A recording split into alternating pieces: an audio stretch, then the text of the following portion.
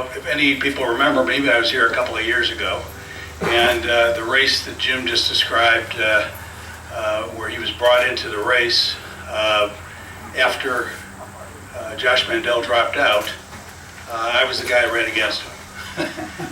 So, and by the way, I'm supporting Jim Renacci for governor because we need to fix this state. Yeah. I grew up in Cleveland, Ohio, and as I said, I'm running for the U.S. Senate. When we made it big, we moved to Parma. My dad was a high school teacher and a wrestling coach. And our family was about sports. My dad achieved his American dream. He never made much money. In fact, I didn't know that until much later, because when you're a little kid, you really don't care or know. But my dad is still the winningest wrestling coach in the state of Ohio. He's a world-class athlete. I played sports through high school and college, and that was very important to me. After college, I had the opportunity, in fact, I probably should talk a little bit about college. I went to a little school in Ohio called Kenyon, and I majored in political science and economics. And if you know anything about Kenyon, it's a liberal bastion, except that the entire time I was there, I only had one liberal professor. He taught Marxism, which we had to take as an elective. So I learned I was a conservative in college. I read Friedrich von Hayek's Constitutional Liberty. You may know Friedrich von Hayek, an Austrian economist, and I was a conservative the rest of my life. So, why am I running? I'm running for office because I think this country's in peril. And I have to tell you the story of how it all came about. I've got 5 kids. They're out of the house now. Gives me a little more time to do this kind of stuff. And like Jim, I was the president of my daughter's high school fathers club, coached football, soccer, softball, you name it. I spent a lot of time with my kids, but I'm a businessman. And I ran for office before, but I can tell you, if you would have told me 5 years ago I'd be running for office, I frankly would have told you were crazy. And I'll tell you how it all happened. My second youngest son graduated from Georgia Tech with a degree in aerospace engineering. And he joined the U.S. Navy, and he's now a Black Hawk pilot. My wife and I went down to Pensacola, Florida to visit him. And I'm about as proud of this kid as anybody could possibly be.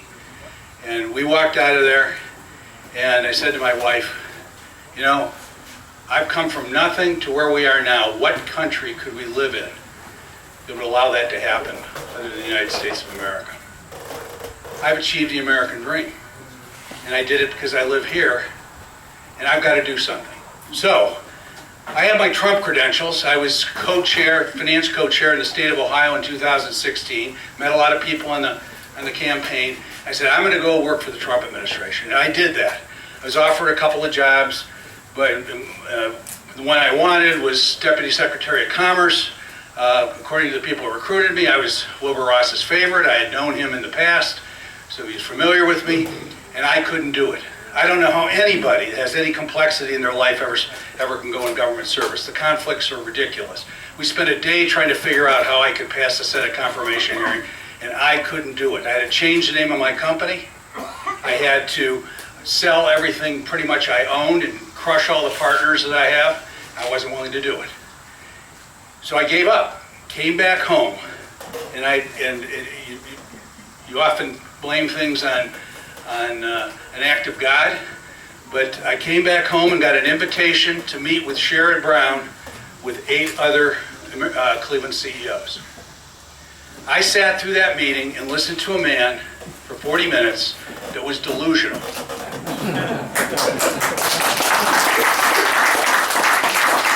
So I started complaining. And I went to, and I knew Josh Mandel was running against him, and he had lost to him previously, and I said, I think, Josh, in my mind, was going to have a real problem beating him. I said, I think I could beat this guy. And then Josh dropped out. But the reality was, I could not stand having Sherrod Brown representing the state. Amen. Ultimately, I had friends that said, you're out bitching about it, why don't you just do it? Never would I consider that up until then. And I did it. And I'll tell you, nobody ever heard of me. I had 0% name recognition. And actually, I had 1% name recognition when I first hired our campaign people. And they came to me and they said, "You got 1% name recognition." I said, "It's got to be a mistake." They said, "No, nobody would know you." I said, "Exactly. 1% of the state does not know me." So I had 0% name recognition. I had 0 votes. I ended up winning 38 counties and 32% of the vote campaigning for 6 months. So in this Senate race, I think I got an advantage because hopefully some of you voted for me. And maybe I can refresh your memory of why you did that. So I mentioned I'm a businessman. I got out of school, went to work at a company called McDonald & Company in Cleveland, Ohio. I was promoted. I learned the investment banking business. And I learned it and learned my trade for 15 years. And a few decades ago, I started a firm in Cleveland, Ohio. And much like Jim, people telling me couldn't possibly do what he was going to do. People said, "You're nuts. You can't start an investment banking firm that just does corporate finance in Cleveland, Ohio." We are now one of the most well-known and largest middle market firms in America. And nobody can tell me that the American dream is not possible anymore. It's another reason why we've got to make sure that we change this country and the people that are in charge right now. So I gave a speech, was it last night? The days were running together. And I didn't talk at all about my campaign. I talked about the peril that we're in. And I'll talk about the Second Amendment before I get done here. But right now, we are in a situation that most people don't even recognize. It's just the usual bickering between the Democrats and the Republicans. It's much more than that. Much more than that. The left wing of the Democrat Party espouses a philosophy that really calls for the destruction of our country. Yeah. And everybody, tell your neighbors, tell your family, you've got to convince them. Do the research that I've done. As I said, I majored in political science. I took a course from a Marxist, and we studied a guy named Herbert Marcuse. Herbert Marcuse, according to every other professor I had, was an idiot. He wasn't taken seriously. It was a school of postmodernism. That is now the reigning theory in our colleges. It's now been pushed into our major corporations, and they're training their people in it. And now they're trying to push it into our grade schools. And last night when I gave that speech, I said probably the most important elections we had. In fact, I said forget the Senate. In November, we've got elections. Everybody here has got to make sure that they understand who they're voting for at the school board. We can change this, and we can cut off this leftist attack on our children, teaching them a philosophy that calls for effectively the destruction of the United States, where instead of the bourgeoisie and the proletariat of Marxism, we have white males and everybody else. And you're defined by your identity, by your race, by your sex, by your whatever. The only result can be civil war. And these people are pushing it. And they're teaching our kids that. The only way we can stop it is to make sure the people that hire and fire those teachers and the consultants that are doing the JEDI programs and whatever else they're calling the justice, equity, diversity and inclusion programs in all these high schools and grade schools, that's just a code word for Marxism. This all came about because Marxism didn't work. It all came about because socialism failed wherever it was used. And it killed 250 million people along the way. And they just rebaked it. And they're teaching it to our kids. Get mad about it. Get active about it. Every single politician gets up and says, I'm a fighter. We need to fight, fight, fight. Well, this is how we can fight. You can go to the polls and you can stand there with a sign saying so-and-so is for critical race theory. And you can make sure that everybody knows that when they walk in, because I can tell you there's a heck of a lot of Democrats that don't like it either. This country is hanging in the balance right now, and we've got to do something about it.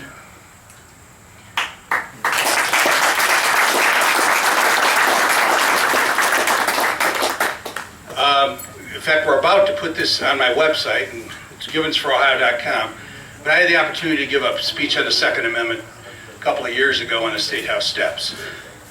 And I don't believe the Second Amendment is about hunting or fishing or even concealed carry. It's much bigger than that. We were told by our founders that we had the right to bear arms because we have to protect ourselves against authoritarianism. And I can tell you right now, I don't like the way our current president is speaking.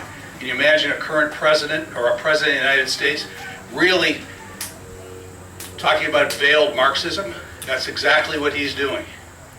Part of socialism, part of Marxism, part of critical theory, which is what they've adopted, and wokeism is another word for it. Everybody says they're woke, you don't vote for them. Part of that is this hatred of the United States. We've got to stop it. So I believe America is the greatest country in the history of the world. And being a businessman, I know full well that politicians don't create jobs, business people do.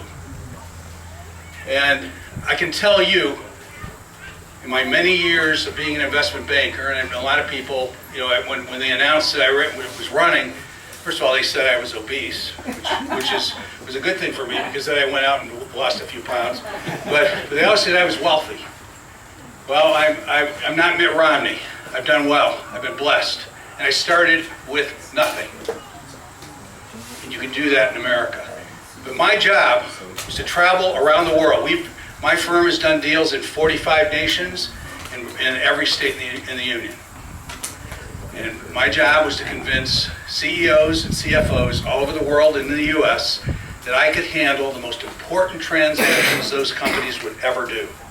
And they would trust me, and I could convince them that my ideas were the right ideas. I believe I got 30 plus years of training for the United States Senate. And I can tell you something, I'm very persuasive. Now, I used to do it when I was younger a little differently. Now I try to use my head a little bit more. But I believe it's the kind of training that's needed. I don't believe we should send career politicians to Washington. I don't believe we should send people to Washington that want to make it their career, their lifelong career. I don't care about re-election. And I can tell you, if you're worried about re-election, you start voting for things that you said you weren't going to vote for. That will never happen to me. I don't want to be a lobbyist when I get done. I'm not trying to make friends. I got plenty of friends here in Ohio. What I'm going there for is to save the American dream for your kids and my kids, and your grandkids and my grandkids. Hear, hear. And I will do it with force. I will do it with hopefully the experience and the capability that I've developed over a number of years. So I need your vote. I need your support. I'd love you to volunteer. You guys endorsed me in the last election. I hope I can get that again. I'm 3 years more mature and 3 years more learning. So how can you beat that? And thank you a lot for your time, and I'd be glad to take some questions. I'm much better at questions than speaking. Yes, I knew you would ask. That's good. You said Marxism doesn't work. That's not true. It's always worked for the elites. It's always worked for the people on top of the level. It's the poor people that think that they're going to get all this free stuff, that they find out it doesn't work, but by then it's too late. Venezuela is a great example of that. They had gas almost free. Everybody had a car. Everybody was prosperous. They were doing really good until they got a Marxist to come in and basically begin to kill them, destroy them, and take everything. And that's happened throughout the world. The problem is that the education of the American kids, I'm saying kids, teenagers, young adults, is so polluted. They think that Marxism is going to offer them all this free stuff and nobody has to pay for it, and America is going to be greater than it's ever been. And there needs to be an educational system to let these kids know, just as much as there needs to be an education for the minority groups to know that the Democratic Party was the one that oppressed you, that put you in slavery, that fought to keep you in slavery, and there were 700,000 Union soldiers, white men, who died to free you. And that's never been told. They're talking about the Underground Railroad of white people that tried to free all these minorities That conversation is never talked about. So there needs to be an education, true education, throughout this country. And as you as a senator, would you push that? Well, I can tell you this, I've already started that education. I've had a couple of opportunities to speak in front of Democrats also. And I actually spoke with the largely African-American candidates running for the mayor of Cleveland. I showed up and I was a Senate candidate. He said, you could be on the panel. So I was. And one of the candidates got up and said, you know, we need to end systemic racism. And that's why this city's so poor. That's why our people can't thrive. And I got an opportunity to speak. And I got up and I said, I don't agree with my friend Bashir Jones. I said, this country isn't systemically racist, but Cleveland is. You've had 40 years, you've had a Democrat mayor, and every unarmed black person that has been shot by a policeman in this city was shot by an officer that you hired. And by the way, and I said this, of course, and by the way, the news, you would think they were plugging black guys all over the country every night. The reality is, and you can use this because I've actually done the math myself, it is 3 times more likely that a black man will be struck by lightning than to be shot and killed by a policeman. That's how ridiculous it is. But then I said, you know, you're talking about inequality, or in their case, no equity. What creates equality? Education. You got a Democrat Party running your school system. They've trashed our school system. In Cleveland, I'm not sure you can even come out of there reading at the end of 12 years of study. It's a joke. You guys are voting for them. And I said, why are you voting for them? You know, we watched them want to tear down statues of Thomas Jefferson. What they ought to be doing is burning down offices of the Democrat Party. The Democrats have literally... I got a match. I got some gasoline. I mean, if they want reparations, get them from the Democrats. They're the ones that did Jim Crow, segregation. Right down the line, it's all been Democrats. And they're still doing it, but they're doing it in a way that's very sneaky, as they're lubricating it with a little bit of money. Not quite enough to make them successful, not quite enough to encourage them to go get the education they need, but just enough that they can say, if you elect us, we'll get you a little more.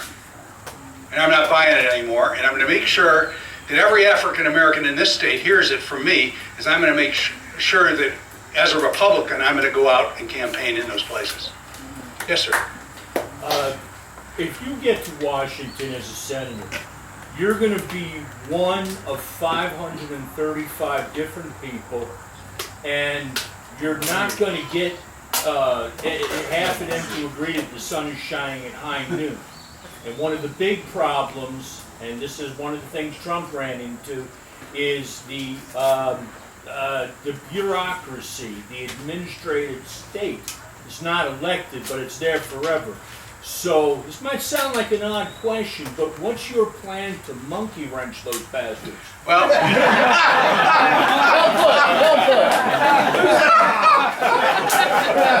I like the way you talk. I spoke at an event a week ago, and they asked us what our first bill was. And one of the guys I'm running against got up and said, I'm going to resecure the border. And I was next to speak, and I got up and I said, I think Bernie has a good idea, resecuring the border. But I'll tell you what, every single illegal immigrant that has come to this country during the Biden administration is going to be deported if I get the chance. And I will make that my first bill. My second bill, now, and I believe the Democrats have given us the opportunity. The things they've trying to do are so left-wing, are so radical, and they, bringing Washington D.C. into the state, or making it a state. Yeah. Puerto Rico, packing the Supreme Court, getting rid of the filibuster. Big, bold moves. Republicans don't do big, bold moves. Well, they're going to get somebody that does do big, bold moves. And my first bill is going to be to eliminate public unions. It includes the teachers' union. And there's absolutely no constitutional right for that. And if we do that, we solve a lot of problems at once, particularly with the teachers' union. There's a lot of things wrong with this country, and we can fix them. Just a quick follow-up on that. I agree 100% with that. I'd like to eliminate the Federal Department of Education, which spends about $100 billion a year. It should be gone. You really have to dig through the Treasury statements to find that out, too, I because agree. they hide that. But you're not going to get that bill through. So the question is, what are you going to do to make their life difficult? You know who it's up to get it through? Us? Yes. Yeah. Because if we go out in 22 and sweep this country the way I believe we can, because I think there are an awful lot of people that voted for Joe Biden that are having second thoughts. If we can sweep that, we can. When they were dead. And by the way, election integrity is important too. We got to find out what happened.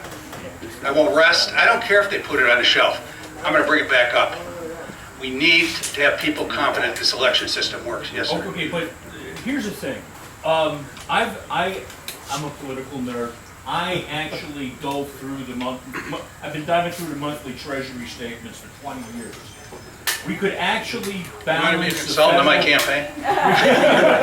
we could balance the federal budget on Monday morning before lunch by simply conforming the federal government to the size that's necessary to do the job. But you would need 218 representatives, you would need 60 senators and a president that are all willing to simultaneously throw away their political careers, and I am more likely to get Scarlett Johansson to return my phone call than that's going to happen. So, I applaud what you're saying, I agree 100%, but the question I'm going to have for every Senate candidate is, what do we do with that mess? Well, I don't believe you get bills through by going on Fox TV and screaming at the top of your lungs. I believe you go on Fox News and you intellectually defeat the person you're debating. I've been doing it my whole life. And I can tell you, Chuck Schumer doesn't believe the crap that's coming out of his mouth. I mean, who could? He went to college. All right, well, I agree. We got to start calling him out on it, and we don't. Rob Portman, and I got in trouble the last election because of how he was behaving before Obamacare. It was all over. I get a lot of conservative periodicals, and if McCain wouldn't have done what he did, Portman was going to do it. And I said I was disappointed in him. I'm not going to say I'm disappointed in him anymore. I'm just saying thank God he's retiring. Because that is not who we should have. And I always thought Rob Portman was a class act. I still think that. But his idea of bipartisanship is not negotiating with Marxists. What he just did is ridiculous. And we're going to overturn it. We've got to overturn it. I can tell you, all I can say is this. I go to bed at night as a constitutional conservative. I get up in the morning the same way. They've forgotten about the 10th Amendment. They've forgotten about the Second Amendment. Now they're forgetting about the First Amendment. We got to go back to our origins. We got to go back to what worked and made this the greatest country in the history of the world. Our rights aren't to be taken away. Our rights, and I believe this just as it was stated in our founding documents, our rights come from God Almighty, not from the government. And I'll be damned if I'm going to have them interfere with them. So, all I can tell you is I will have 6 years of nothing but an effort to change the country from the way the Democrats want to see it. And I pledge that, and if anybody ever finds me doing anything other than conservative, I can tell you, you can use your weapon to solve that problem. Because I will gladly accept it, and I'll take it. That's why I'm running. And I need your help to get there. Yes, sir. I was going to say, you said you're not Mitt Romney. I said if you were, you probably would have been fired.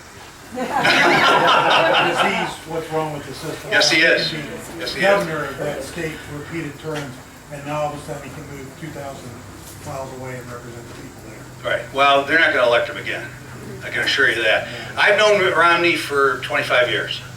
And I said I was an investment banker.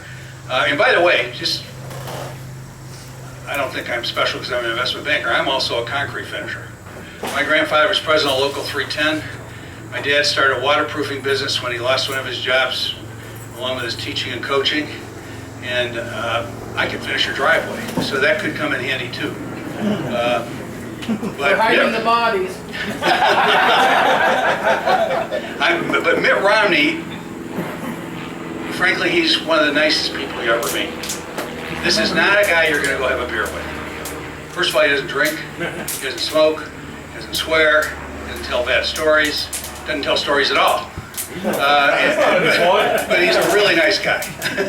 And the Republican Party a long time ago should have figured out, look who his dad is, how far away does he think the apple fell? Well, his dad was, you're right. I mean, if you go back and look at what he did, he was the same kind of way. The time for bipartisanship is over. We've got to convince them that what they're doing is the destruction of the country. And I believe I'm particularly well suited to do that. Because we can't do it by ourselves. Even if we get a vast majority, we're going to have Biden for another 2 years, and God help us, we may even have Kamala Harris. Can you imagine that? But I hope we do, because we'll win again next time around. Yes. My thing is, how do we fight the 80% of the news media that amplifies and spreads these lies and repeats them over and over and over again until we got a good portion of our population accepting it like religion, like it's the truth? And Well, that is a problem, and the social media is probably even a bigger problem. And I will tell you, I would take away their exemption. I mean, that would be on the top of my agenda. These people should be treated like a public utility. They should not be making judgments of what they print. If somebody, unless it's calling for violence, it's about the only thing or foul language, and frankly, I've never heard a Democrat that doesn't like foul language, but because usually they use it in their everyday conversations. So I don't even think that should be eliminated. But it should be a very strict control on Facebook, on Twitter. As far as the news stations go, unfortunately, we can't do it. But you know what we can do? We can make the woke corporations feel the pain. And, most people just go to the grocery store and put Coke in their bag and say, well, I've been drinking Coke my whole life. Well, Coke's a bunch of run by a bunch of communists. I will not have Coke in my house. Okay, you have some over there, I avoided it. I took Pepsi. Pepsi's not much better, but we need to let Coke know that we're not going to buy their product. We can do Have it this. here next year. Well, we can do this. And Nike, you got Nike stuff, give it away. And don't ever buy any again. And Converse. Converse, another one. I'm only buying Adidas now. I mean, we need to tell the woke corporations that they are not going to tell us how to think. Buy American. Buy American, of course. Now, I can tell you this, and this is probably relevant to what Jim was talking about. This state is a mess. And I mentioned I'm an investment banker. I was the lead banker on the Lordstown Motors deal. It's the deal we did. There's a lot of bad news about Lordstown Motors. I personally believe that they will get this done. And I can tell you why they're getting all the bad news. Donald Trump supported it, and Mike Pence came out and rode one of the prototypes on the factory grounds. And they're going to punish him. But Lordstown Motors, one plant, if we get this going, is 4,500 new jobs in Trumbull County. 4,500 new jobs, industrial jobs, means 50,000 new jobs in this state. I got zero help from our state. I got zero help from our federal government. And by the way, I'm not going to take credit for doing the deal because, again, it was an act of God. There's a thing called a special purpose acquisition company. We were able to take this company public because in the middle of COVID, we were not going to raise the $1 billion we needed to raise from a bunch of private investors. We had them coming, and they all canceled, and we were in trouble. We did bridges until we got the SPAC done. So the deal was done successfully. But when I met them, not a word had been written on this. And as I looked at it, and I convinced my partners, they initially didn't want to do it. I just believed in the guys. Now, they fired the guy that was our client. but the people that can make it happen are still there. But I can tell you, there's no other Senate candidate that has run, in fact, that I even know of in this state history, that actually knows how a transaction like that comes about, actually knows how who the players that have to be involved are, and could actually escort a transaction like that for Ohio through Washington. And I'm done? Oh, I'm sorry, John. I'm sorry. All right, well, thank you very much. I could use your vote, I could use your volunteering, and one of the things I'm bad at is asking for money. In fact, I haven't raised a lot of money. In fact, I haven't asked anybody for any money other than in situations like this. If you have $5 or $10, you think I'm the right guy, and you make a contribution, we can advertise that. We've got a lot of them, and I haven't asked for any other than like this. And it means that I'm getting the support I need. And it's important to be perceived as the leader in the race at this juncture. So, thank you very much for your time.